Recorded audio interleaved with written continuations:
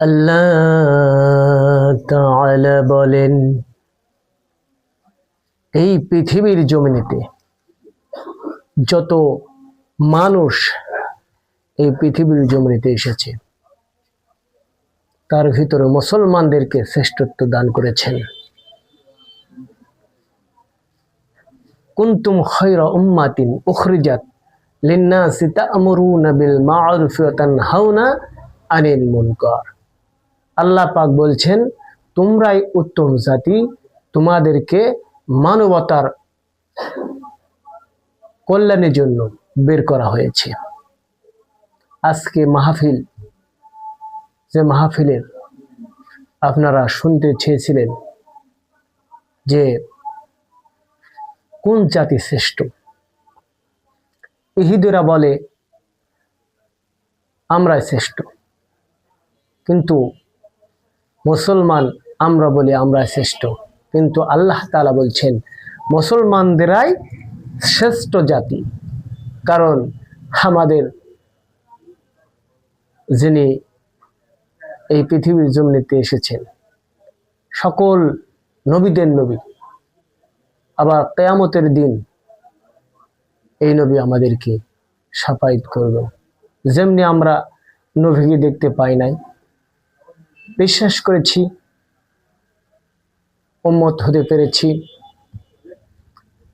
এবং এক আল্লাহকে বিশ্বাস করেছি, সেই নবী বলবেন আমি আমার ওই সকল উম্মতকে আমি দেখি নাই, হ্যাঁ আল্লাহ তাদেরকে মাফ করে দাও। আল্লাহ বলবেন আমাকে না দেখে ওই বান্দারা আমাকে বিশ্বাস করেছিল, আমিও মাফ করে দিলাম। বলি সুবহানাল্লাহ। তাহলে বাজান, এই মাহফিলটা সৌন্দর্যের জন্য আমরা আসি, কিন্তু এই মাহফিলে অনেক নাস্তিক আছে, এদেরকে কেন দাওয়াত দিবেন আপনারা? যারা কোরআনের মাহফিল বন্ধ করতে চায় এবং কোরআনকে অপমানিত করে, এই সকল মাহফিলে দাওয়াত দেওয়ার প্রয়োজন মনে করি না আমি। স্টেজে এমন বেহাল্লাফোনা কাজ করে যেখানে কোরআন আছে, জনগণ স্যান্ডেল তুলে জুতা মারতেছে। আরে হুজুর, আপনিও তো আছেন, আপনি আছেন না?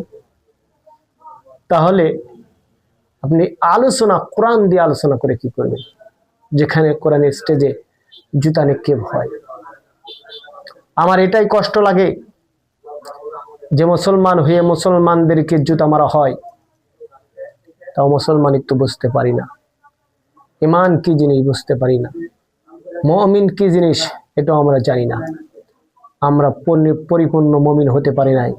আমরা মুমিন হওয়ার জন্য যে যোগ্যতার দরকার সেটাও আমরা অর্জন করি নাই। হাজার হাজার লক্ষ লক্ষ মানুষ আজকে বাংলাদেশে আছে, সবাই চাই কি চায়? যে আমি জান্নাত চাই। কি চাই? জান্নাত। আসলে জান্নাত যারা চান বা চাচ্ছেন, আসলে জান্নাতে যাওয়ার জন্য আমরা কি প্রস্তুত আছি? জান্নাত কি আসলে মামার বাড়ি মোয়া? আপনি চাইবেন আর পাইবেন? হ্যাঁ, আপনি চাইবেন পাইবেন, মোয়া থেকেও বড় কিছু। যদি আল্লাহওয়ালা হয়ে যান, আল্লাহকে ভালোবাসেন, অবশ্যই পাবেন। প্রিয় ভাইয়েরা আমার, বন্ধুরা আমার, আজকের দিনটা কি অসংখ্য মানুষগুলো এই দিনের উপর চলার চেষ্টা করছে, আলহামদুলিল্লাহ, এটা ভালো। কিন্তু যারা দিনকে অ্যাভয়েড করে চলছে, মনে করছে দুনিয়াটা তাদের জন্য বড়, শ্রেষ্ঠ জাতি হিসাবে, মানুষ হিসাবে আমরা আল্লাহ তাআলার ঘোষণাকে প্রাধান্য দিয়ে আল্লাহ পাক বলেছেন, কুনতুম খায়রা উম্মাতিন উখরিজাত লিন্নাসি তা'মুরুনা বিল মা'রুফি ওয়া তানহাউনা আনিল মুনকার। আল্লাহ পাক বলছেন তোমরাই উত্তম জাতি, তোমাদেরকে মানবতার কল্যাণের জন্য বের করা হয়েছে। তোমরা সৎ কাজের আদেশ করবে, অসৎ অনৈতিক কাজ থেকে মানুষকে বিরত রাখবে। এটাই হলো তোমাদের কাজ। এখন কথা হলো আমার মতন যদি এই বক্তা যে একটা মুসলমানকে বলি, ভাই আপনি তো মুসলমান, তাহলে আপনি কেন জর্দা খান? উনিও টুপি মাথার দিয়ে বলবো, হুজুর বেশি বেশি হাদিস বকবেন না। কি বকবেন না? বেশি বেশি হাদিস বকবেন না। এর কারণ হলো হাদিস যত বেশি বকবেন তত মানুষ খারাপ হয়ে যাচ্ছে। এর কারণ হলো আমরা তাদের কর্ণের ভিতর পর্যন্ত দিতে পারি না, উপর দিয়ে চলে যাচ্ছে। আহারে, ভালো কাজের আদেশ করলে আমরা বুঝি বলি ঘুষ খাইন না। হুজুর আপনি বেশি বুঝেন, টাকা দিবেননি। ঘুষ কি আবার সংসার চলবে? 5 তলা বিল্ডিং করতে হবে। কয়তলা? 5 তলা বিল্ডিং করতে হবে। এই বিল্ডিং এর টাকা কি আপনি দিবেন? কখনোই দিবেন না। তাহলে আপনি কেন নিষেধ করবেন? আমরা যদি বলি ঘুষ নেবেন না, সুদ খাবেন না, বলবেন হুজুর পার্সেন্ট বাড়াচ্ছি। টাকার পার্সেন্ট বাড়ানো হয় টাকা দিয়া। সুদের কথা বললে ভাই হুজুর আপনি বুঝবেন না, এটা দুনিয়ার জমিতে লাগে, টাকা দিয়া টাকা ধরতে হয়। তাহলে আপনি কি মুমিন থাকতে পারলেন? আপনি কি উত্তম জাতি মানুষ হিসাবে থাকতে পারলেন? ইহুদি, নাসারা, খ্রিস্টান, বৌদ্ধ এরা যা করছে আপনিও তাই করছেন। কিভাবে আপনি দাবি করেন আমি মুসলমান, আমি আল্লাহওয়ালা? কিভাবে দাবি করতে পারেন?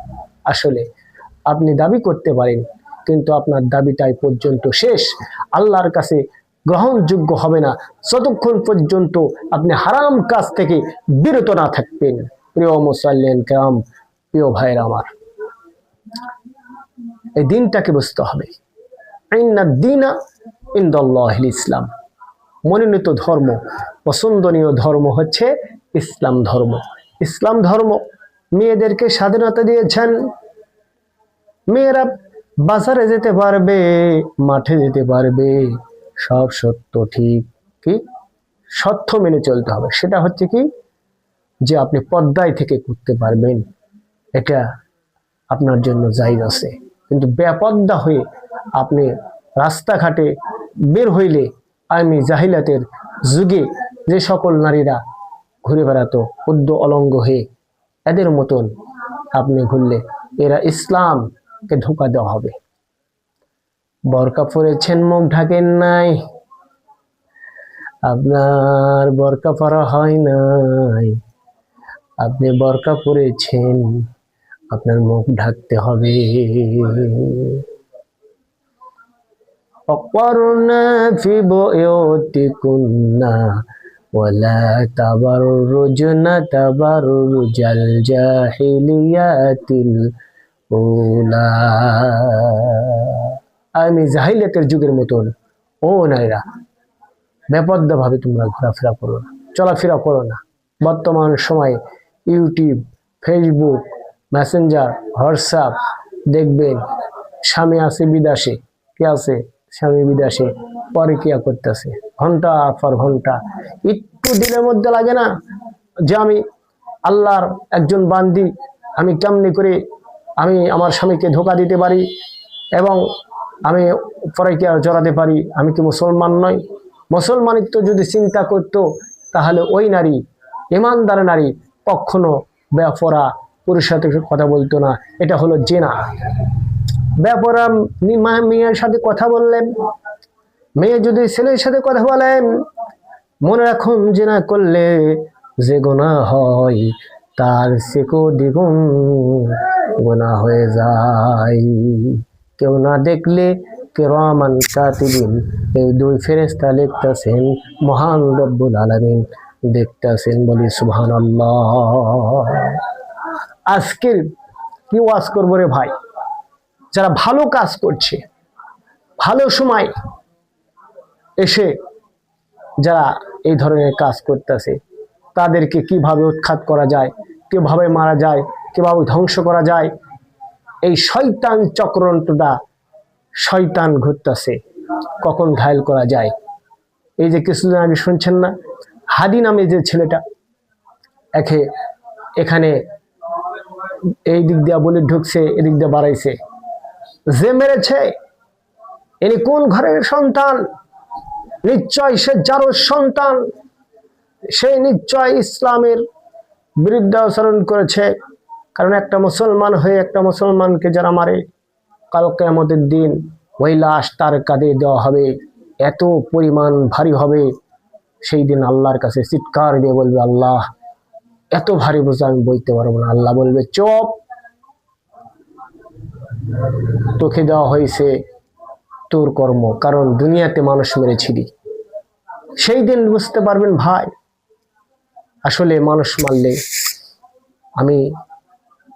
মারলে কি হয়, সেই দিন বুঝতে পারবেন। আপনি এখন টাকার জন্য হয়তো 50 লাখ 20 লাখ টাকা দিচ্ছে, ওকে মারো। আপনি এই যে শয়তানের চক্রান্তে আপনি তাকে মারলেন। আপনি একবার হিসাব করেছেন, আপনার ভাই বোন আছে, আপনার বাবা মা আছে, আপনার স্ত্রী স্বজন আছে, এদের যদি ওইভাবে মারা হতো তাহলে আপনার কেমন হতো? এ আল্লাহ তাআলা এই মৃত্যুটাকে স্বাভাবিক মৃত্যু বলেন নাই। এই মৃত্যুটা আল্লাহ রাব্বুল আলামিন দিনের জন্য, দুনিয়ার জন্য যারা মরবে তারা জান্নাতি। আপনি মুসলমান হয়ে এক মুসলমান জাহান্নামে হইতে যাচ্ছে, তাকে আপনি মেরে দিলেন, জান্নাতে পাঠা দিলেন। ওর তো সৌভাগ্য কপাল যে মারা গেল, সে পরে গেল অবশ্যই জান্নাতে যাবে ভাই, আর আপনি যাবেন দুজকে, জাহান্নামে। তাই আমি বলি, কোরআনের দিকে আসুন। কোরআনের দিকে আসলে আপনার দিল মন অনেক সুন্দর, অনেক ভালো হয়ে যাবে।